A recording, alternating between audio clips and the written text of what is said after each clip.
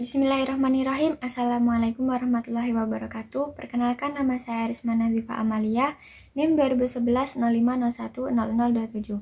Saya dari kelas Perbankan Syariah 1. Di sini saya akan menyampaikan materi tentang neraca pembiayaan internasional, konsep, metodologi, dan penerapannya di Indonesia. Nah, konsep neraca pembiayaan internasional ini menurut Balance of Payment and International Investment Position Manual, neraca pembiayaan internasional ialah catatan sistematis tentang seluruh transaksi ekonomi yang meliputi perdagangan barang dan jasa, transfer keuangan dan moneter antara penduduk suatu negara dan bukan penduduk dalam satu periode. Nah, setiap transaksi ini dicatat dengan menggunakan sistem pencatatan ganda atau double entry yang terdiri dari dua entry berbeda namun sama nilainya. Tujuan penyusunan neraca pembayaran internasional ini antara lain yang pertama, mengetahui peranan eksternal dalam perekonomian suatu negara, yang kedua, mengetahui aliran sumber daya antar negara, yang ketiga, mengetahui struktur ekonomi dan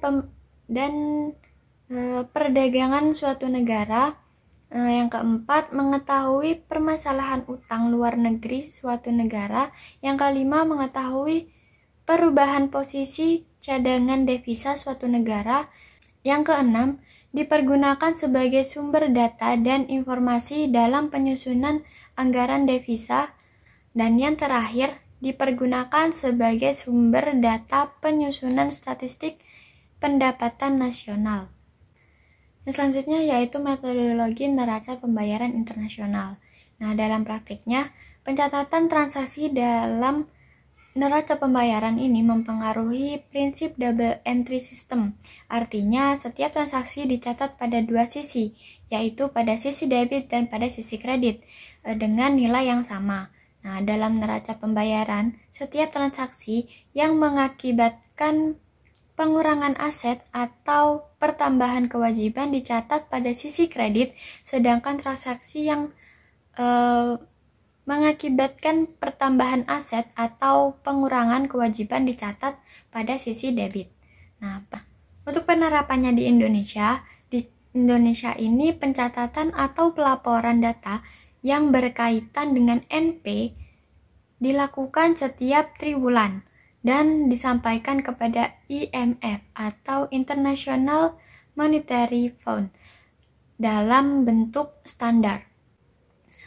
Bank Indonesia yang merupakan lembaga penyusun NPI menyajikan dalam dua bentuk, yaitu penyajian standar dan penyajian analitis.